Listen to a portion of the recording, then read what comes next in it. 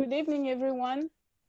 My name is Delphine Celes Alvarez. I'm the film programmer at FIAF, and on behalf of all of us in New York City, I'm really thanking you for tuning in for discussion with Fiona Gordon and Dominique Abel, the directors of The Ferry. They also wrote the film, and they also are the main characters in it, the main protagonists. Their names in the films are none other than Dom, Dominique, and Fiona, so that's easy. I'm so glad to see so many people who are joining this discussion. We'd love to know where you're coming from and how you heard about it. There's going to be a little bit pop-up questionnaire coming up on your screen. If you can take a few seconds to answer it, that would be great. And likewise, we'll have time for questions that you can put in a Facebook comment, or you can also write it in the Q&A box or the chat room on Zoom. So please keep them coming. We'll make sure we'll ask them to Fiona and Dominique. So thank you so much, Fiona and Dominique, for joining us. I've really enjoyed your work over the years, and it's really quite an honor to have you here in this discussion. I would have been much better in person, so I hope we'll have to do that again in person in the future. You are calling from Italy, where you went to work on your next film. You ended up staying because of COVID-19. You're in the countryside, from what I hear. You could see the stone wall behind you. It looks really quite beautiful. And from what I heard yesterday when we spoke, you have a few animal friends. You have a cat, but I think you have also hundreds of frogs. So maybe we'll get a chance to hear them. It seems like they're quite loud. So yeah, they're quiet right now, but they'll be coming soon. Quiet. So we'll make sure we'll have to tune in, because most of us are in New York right now, a mega city, and we haven't heard frogs in, I don't know, ages. Your film, The Ferry, is the last film in our series that we're presenting in May in collaboration with our good friends at Kino Lorber, an independent distributors of foreign films and documentaries. We will be launching a new series next week, Burning Bright, showcasing new French emerging filmmakers. We'll have more news next week, so stay tuned in for that. Before we start the discussion, and I say a few more words about Dominique and Fiona, I wanted to kind of virtually give the microphone to Karine Nguyen, who is the cultural counselor for the Wallonia and Brussels office in New York. So she has helped us get the word out on this event tonight. So thank you so much, Karine. I will let you say a few words, and then we'll dive in the discussion. Thank you so much, Delphine. Good evening, everyone. Bonsoir tout le monde. I'm really pleased to be here tonight for this event. Thank you so much to the FIAF to be a partner of this event, and to have actually the CinéSalon and talk tonight for this amazing comedy, which is a Belgian-French comedy that is actually brilliant, I think. And thank you so much, Dominique and Fiona, for being here. For the people who don't know me, I'm actually the cultural attaché for Wallonie-Brussels International here in New York. I represent the artists from the Francophone region of Brussels and Wallonia here in New York. So we have a great honor to have, the co-directors and the actors here tonight. Thank you so much for, all of us, well, not all of us, all of you, all over the world, from Europe, from the US, from wherever you are. Thank you so much for being here. I wish you a great event, and hope to see you soon in person. Thank you so much. Thank you, Karine. Thank you so much. So for those of you who are new to your work, Dominique and Fiona, I just wanted to let everyone know a little bit about who you are. You both started as performance artists. Fiona, you come from Australia and you live in Canada, and Dominique, you're from Belgium, and you both live in Belgium now and make your films, most of your films there.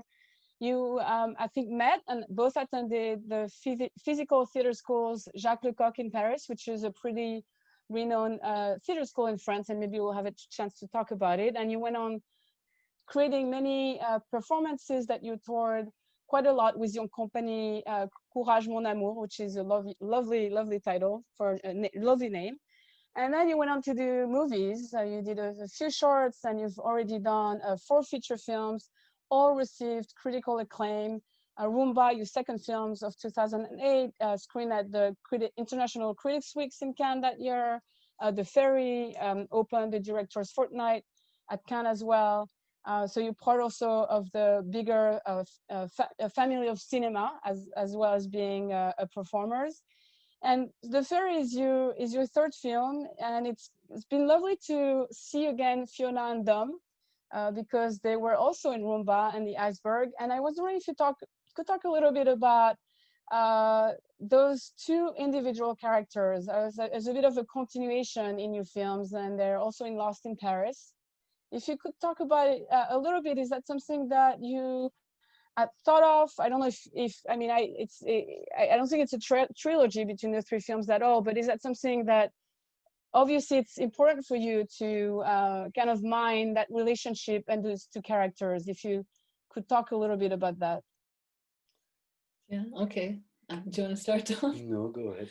Well, hello, everybody, just to start off. But yeah, I guess we feel like the characters are pretty close to us. There are clowns, although we use the word in a very large sense, of course. So we want people to think that to realize that they're a part of us, what they're seeing on screen are really a side to us that normally in real life we try to hide, but in cinema we're able to exploit them. You know, when we were at school at Jacques Lecoq, when we started to to work on clown, we were pushed to start with what our own particularities. What do we have that the other don't have, like a big hands or and use our own material. So that's what we did on stage, and that's what we did on cinema. And we try to show our own vulnerabilities and a bit our strength too. Yes. And so we don't pretend to be anybody else than who we are. And so, and obviously your bodies and your physicalities and your naked bodies, because I think in all your film, you're both naked at one point or another, which actually is interesting because... Especially. Yeah, well, that's what I was going to say. Especially, I mean, usually nudity in cinema is mostly reserved for women, and there are few actors, and there's probably a lot to say about this. But you're, I think, Dom, just feel really comfortable in exposing your body. But is that what you wanted to do? How did you wanted to do films? You know, was it as a continuation of your work on stage, or is that what did you want to make films? Well, I guess it's in some ways it's a continuation. It's a bit like a musician who plays live sometimes, but sometimes to be able to do it differently wants to record. I know in the theater, it's very difficult to film because you don't have the atmosphere, you don't have the audience, and it's sometimes it's very difficult especially when it's supposed to be funny. Yeah. And so we started working on ways to put it on a screen without it having to go through the filmed theater part of it, which was very frustrating. But we've always been, as soon as video existed for ordinary people, we bought one and tried to experiment. And we weren't able to really grasp it for quite a long time, so we started quite late. We were inspired by those clowns of the Cinéma Muet, Chaplin, Keaton, Laurel and Hardy. And they themselves were inspired by the guys that were before them on the stage. Right, and, right. So it's a long tradition going far back to the caverns where people were using their body to make laugh the other one. And so it was natural for us after a while, after 4 theater shows, to want to try it on cinema. Something that we really wanted to do. It was actually when we met Bruno Me, who is the third invisible director of the Fairy. He helped us to translate our world into film. He hired us as actors for one of his films, and then we asked him to help us with our first short, Merci Cupidon. And then we wanted to go on our own because I guess wanting to cut the belly button, whatever that thing's called. The umbilical cord. Umbilical cord. And then when we wanted to work on our first long feature film, we invited him to come in and do it together, and so we did 3 together. He's playing the bartender, the myopic bartender of the ferry. He's a great actor too. Yeah, he's good. Yeah, we're hoping to work with him again in the next as an actor. Yeah. But we didn't say him, so I hope. We haven't told him yet. No. No one should tell him yet. Yeah, it's a secret. And how do you work together? How do you come up with all these great scenes, just such a funny situations and tricks? Is that so? Are you both? I imagine obviously you're very complementary, but do you have strengths that really are you feeding on each other when you write, or is one of you working? Are you working maybe separately and then putting together your ideas, or is that how does it work? Okay. Usually we share a sense of humor because we worked so long. Yeah. But for films, we usually have a few different ideas, and we pick one and we start to write a page. But since a long time, we have a special way to do it. We do it by, let's say, email. I work and I send her by email my version, and she crosses everything except one sentence, and then she does 2 pages, and she sends a mail, and I receive it, and I cross, and we have 3 sentences. The reason why we do this is because if we try to talk about it, we'll just end up cutting each other's throats. So it's easier to work separately and send the what we've written to the other one, and so that the other person can slowly digest it and say, why didn't you take any of my ideas? That's not right. And so that's our we developed a civilized way to work in at first in that way. Well, that's no, go ahead, Dominique. And sometimes we speak for a few hours, and then we have, of course, ideas. But usually, when it's good, we agree completely. And it's the same with Bruno when we work with him.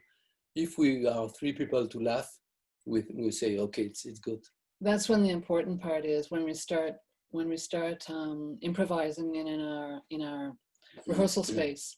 That's when the ideas become something, and we get there's surprises, and we continue in a different direction than perhaps we'd written.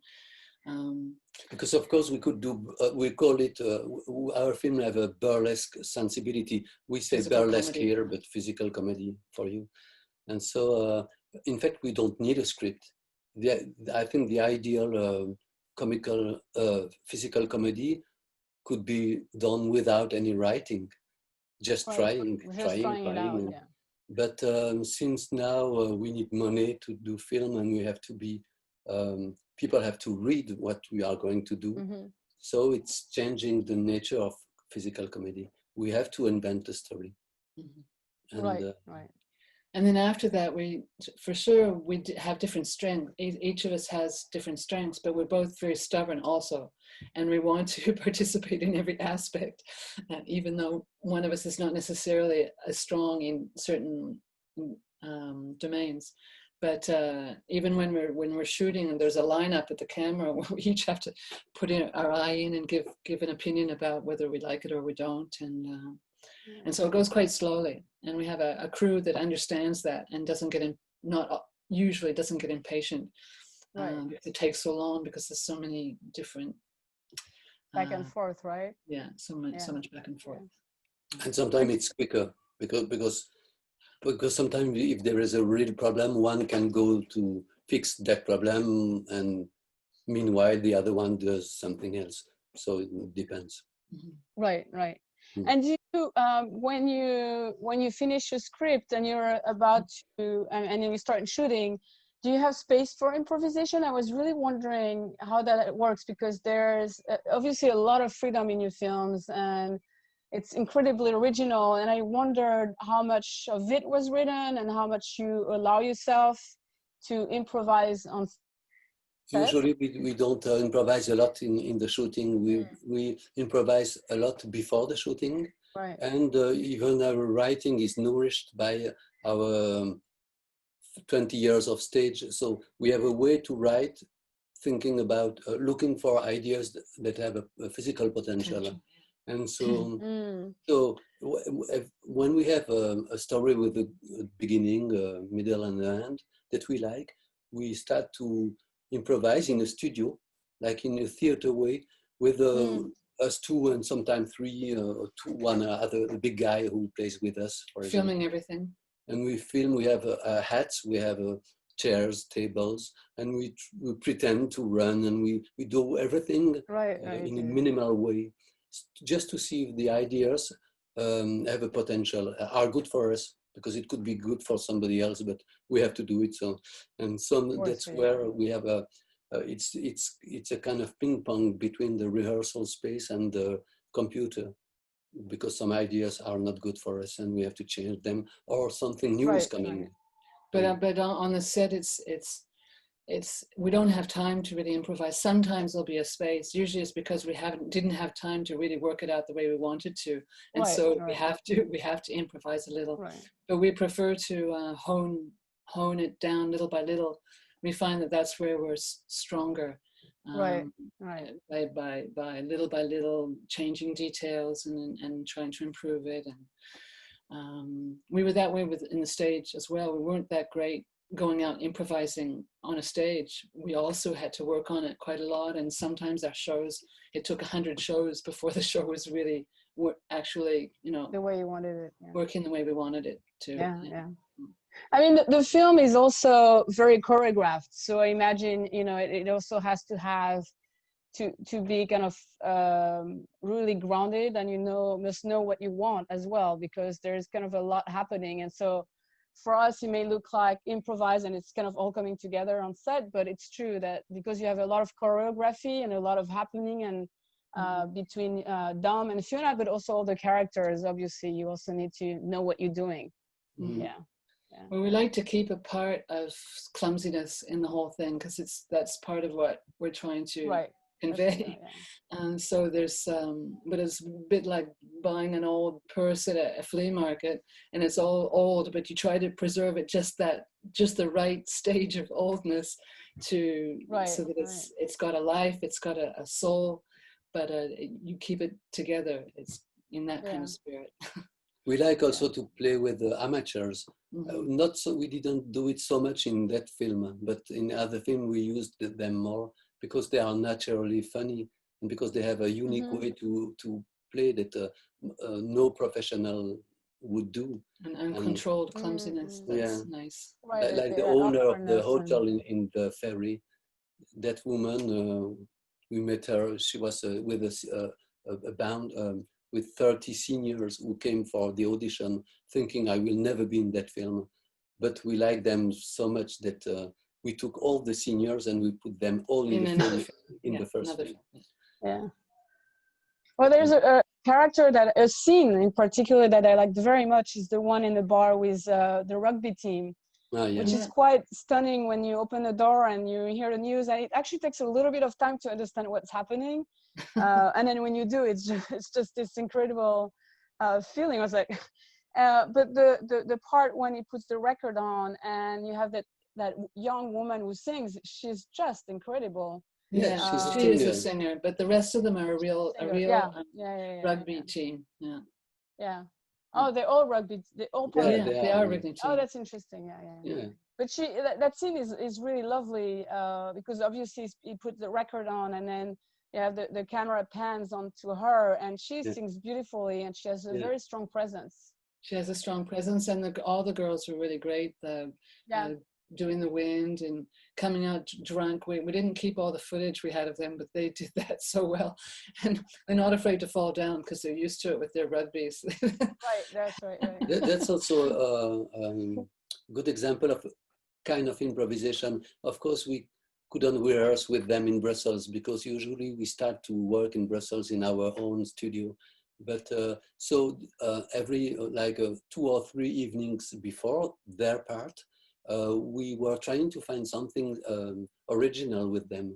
And we tried, we asked them, could you perhaps move her around, carry her, and she will cross the room just by the hands. And we worked on that it was pretty good, but not that. And just before the moment that blowing in her hair came in mind, and it was just perfect because it was. I know that people know that it's fake, and we know that they know that it's fake, but it's funny. Right, yeah, pretty as well. We have a lot of questions, but I'm gonna ask you one before I ask other people's questions. I had watched the film a long time ago, and rewatching it last night, I mentioned that to you, but I had forgotten there were so many special effects because it looks like a rather yeah, I mean, it was really quite amazing to see so many special effects. And if you could talk a little bit about it, because it looks like it wasn't made post-production with computers, I guess I would just say. Can you talk to us about the special effects? Yeah, well, we really like retro projection. I don't know if we say that in English, rear projection. Yeah, rear projection, yeah. As opposed to green key, which is done now, because we like the feeling of the actors and the crew being able to see directly what they're dealing with. And there's something kind of false, but also something kind of beautiful about the image being projected behind us. And it allows us to play with what we know is going on. We need mirrors, of course, because we can't see behind us. And the crew, they can also see what's going on. And so, for example, with the car chase, the whole crew participated in the car chase. The motorcycle and the car aren't moving. They're still, and it's just the images in the back. The image is moving behind, but they're moving the car. They're moving the baby, for example, was on a cushion with a strap to the cushion just in case, and the cushion strapped to the car just in case. But they had nylon threads moving it around. There are people doing the wind. There are people moving the light. There are people separating the car and the bike, which was on a traveling rail. What else? Well, I don't know. It was a real pleasure because everybody has something important to do, and we had fun to do it. And and Fiona was shouting because she wanted to spread her legs more. But the guy who was pushing the moto, the Vespa, was afraid that she would break and she said more, and after we replaced our more by Jimmy in the film. It's an ensemble thing, and you kind of feel the fun of the effect. It's not meant to be realistic, and at the same time, just as a child believes everything when he's playing make-believe, you do believe it. That's right. That's right. So there is a kind of homemade feeling that you can do when you work with retro projection, because you are creating the light and the play for the image or reverse. And we had there are no studios in Le Havre, so we had a huge fridge, but like a huge fridge, and we had a few sets. Like the set designer was preparing the next during the time that we were shooting. When he says it's a fridge, it's like a huge cold storage place. Warehouse, a huge one. Yeah. And so, so he was preparing the sea when we were working on the inside of the hotel. And he was bringing stuff like, I don't know, a washing machine. And they cut in two so that it looks like it's stuck in the sand. Or he would experiment with the plastic bags as a squid going by. And that scene we did at the very, very end of the shoot. But every day he added something or experimented something, and we rehearsed in the space as it was being created. And there's also a retro projection behind us. Someone had filmed a murky river of Le Havre. Is that what it is? Yeah. And we had put it an aquarium between the camera and us dancing, but you cannot see it because I don't know, we didn't succeed. The fish were too blurry, and they wanted to stay down. And but we tried a lot, and every night also we rehearsed the dance there, trying to find better. Right. And there are some other effects that are tiny effects that were funny to find also, like when we fall from the cliff. Yes, yeah. It's a long fall. It was just a barrel that you put horizontal, like when you want to cook a pig, turns with the manifold, with something, and Oh my God. we put clay on it and a bit of green stuff, plotch, plotch, plotch, and we turn it and shoot it with the camera, and so it's a never-ending movement, and then we project it behind us, and it looks like a cliff. A cliff, yeah. That's incredible. So you really created every element of that. It's very, very homemade, and you have that. It gives that quality to the film, which actually is really delightful. Yeah, it's some way. It's when you don't have a lot of money, you have to use your imagination to find solutions, and so exactly, yeah, those solutions come that way too. Yeah. So let me take a few questions. Someone asked, that's something I was interested too. You virtually all the characters are marginalized people. Can you tell us something about that?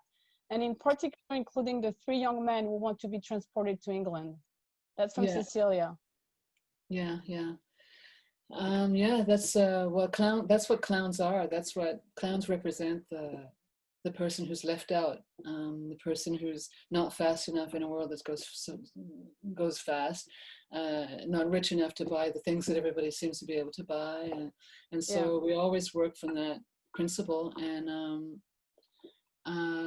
we're so surrounded also by the African refugees for a number of years now that most of our films have a moment for the refugees, and this one in particular,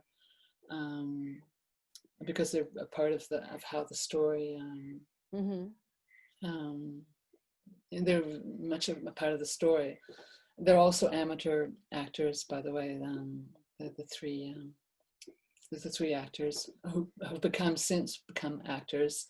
2 of them at least, Desiree and. The marginals are so touching.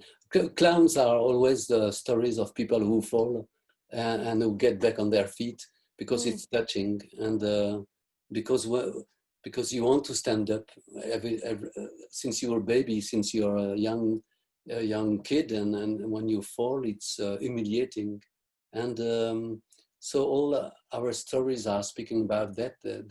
Losing your dignity. When you lose your dignity, you are interesting because you are yourself. There is a kind of official way to be efficacious, be efficient, but the way to fall are more diverse. Like that's where you really see humanity, and it's always what we are looking for, and of course the clandestine. Right. But clowning is it's the way that suits us to speak of it, because it's an unsentimental way of speaking of difficulty in life, and we can laugh, but at the same time we're moved by the characters' predicaments.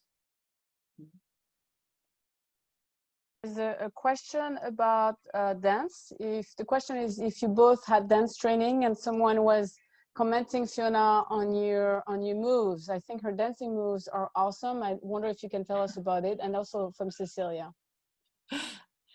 Oh, that's funny. Well, I used to be a gymnast when I was an adolescent, but I wasn't really good enough to get really very far, which is also a kind of the natural path of clowns, because in the circus, often at the beginning, they were horse riders or acrobats that couldn't do their work anymore, so they became clowns. So, and Dominique, he's very stiff, but he I am, comment on dit, au taquet. I try to do my best. And I was economist before, so. Oh, you were, so that's not the same field. Yeah, when I started the school, when I met Fiona, I was very rigid, more rigid even than now, and so. But neither of us have had dance training. We just do our best. Also through improvisation, we find the things that we can do, that we're able to do within our limitations. Usually we choose, we pick up a few musics that we like, and we play them, and we put a camera on a stand, and we try to dance, and it's very, and for one half hour, and then we look what we have, and it's usually awful, it's very bad, but there is perhaps 1 second good, so we keep it, and we do it that over and over, and we add a second to the second, and 3 years later we have a choreography. There we go. And Karine also asked if you could talk about the scene. How did you create the scene where you are both pulled out by 2 police officers? Yes. Well, we use modern technology for once. The actual us being horizontal, we're actually on these sticks. We were posed on these sticks. It was quite difficult to do anyway because they were just sticks with a little plateau, a little board, and so we still had to hang on to them. They were flexible sticks, yeah, so that we could move right to left. And then with modern technology, we were able to rub them out. Actually, we could have done it the old way, but this was we didn't really need the atmosphere because we had the beautiful sea behind us. It was not necessary to work on all the old fashioned way of doing it. Right. That scene we've been seeing a lot lately because with the confinement, you're not allowed to kiss, and so the image with the police pulling us apart, we've seen it on different subversive. Yeah, that's true. Yeah, no, that's a good point. Yeah. We have a question about the baby, Jimmy. Can you speak about the challenges of working with a baby? To find the right one, to make the crying moments, the sleeping and the smiling.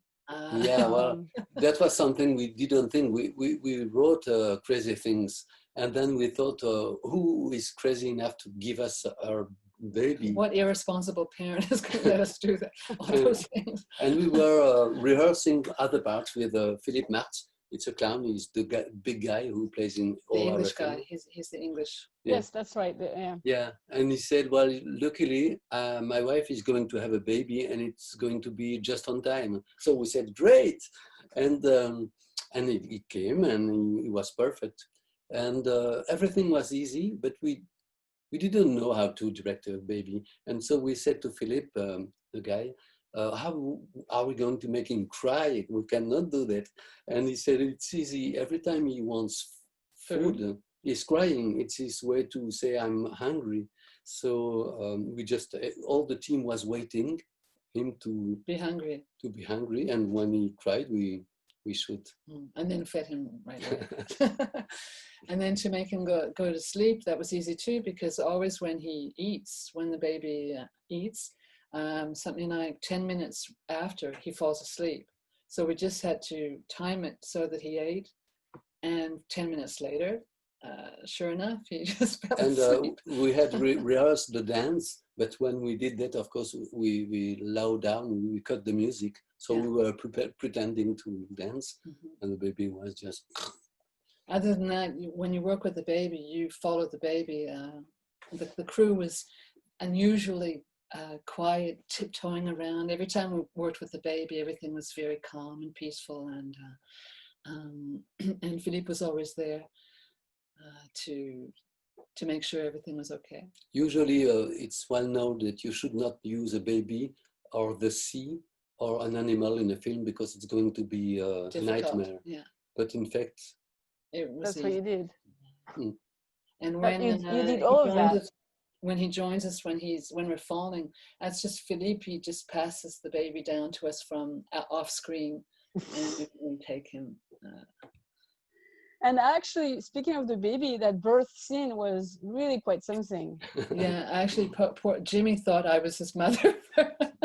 Oh, that's funny. But he knew who his mother was, but he thought that I was the one that gave birth to him for the longest time. We had to show him the bonus where you see the mother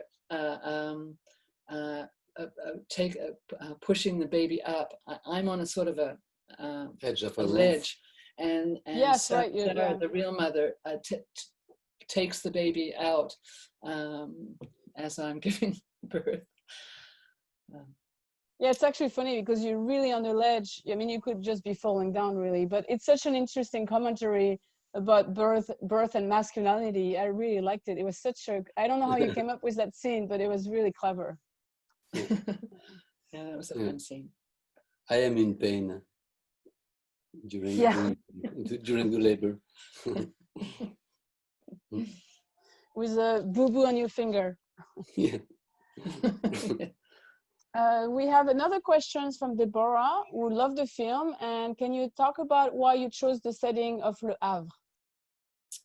Yeah, we love that. We've always loved Le Havre. We toured in it often before doing films. And we said, one day we have to do something here.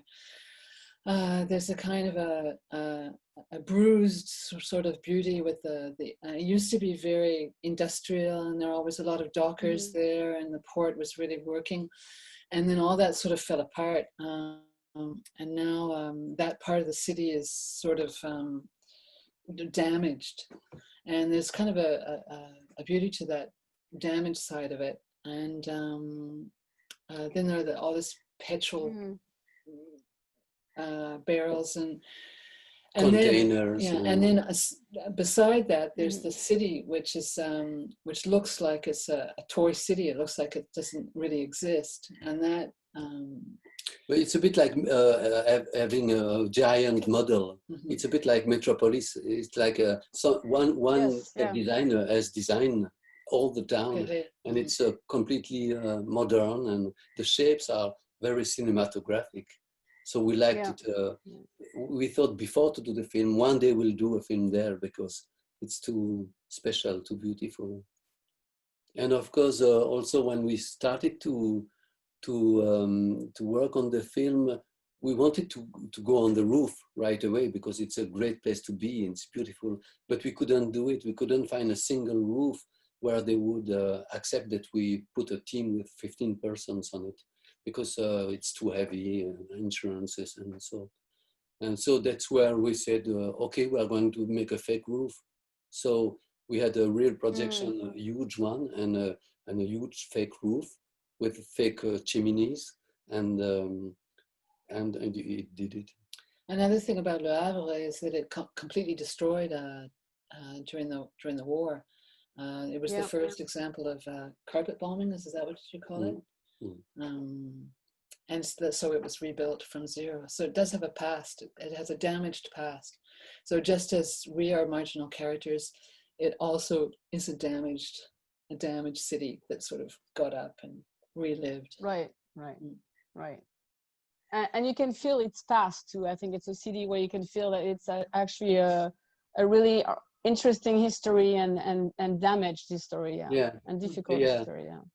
It's not a hazard.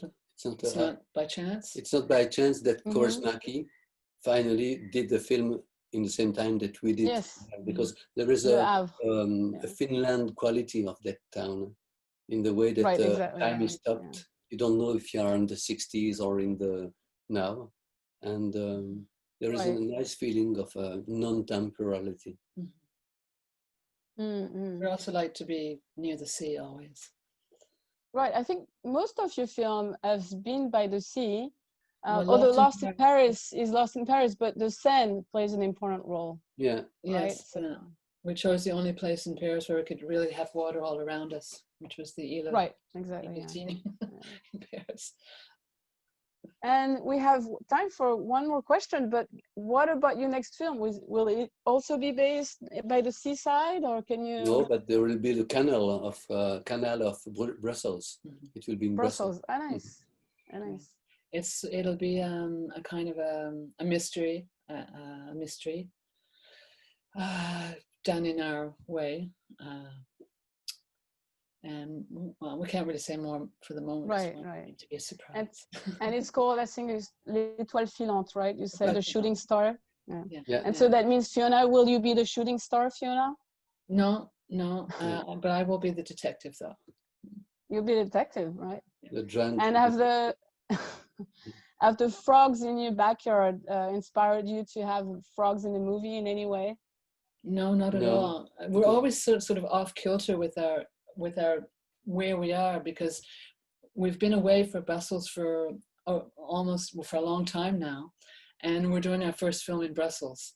So right. So we're never where we're that's really strange. supposed to be. When are you planning to go back and shoot? When we can. I think in 10 days or 15 it will be easy. Are you going back? But not to shoot though. We're just not still to in shoot the writing yet. process. Yeah. Great. Mm. Well, thank you so much. Thank you very, very much for joining us. It was really nice. Pleasure. And thank you to all who were listening, because we were doing all the talking.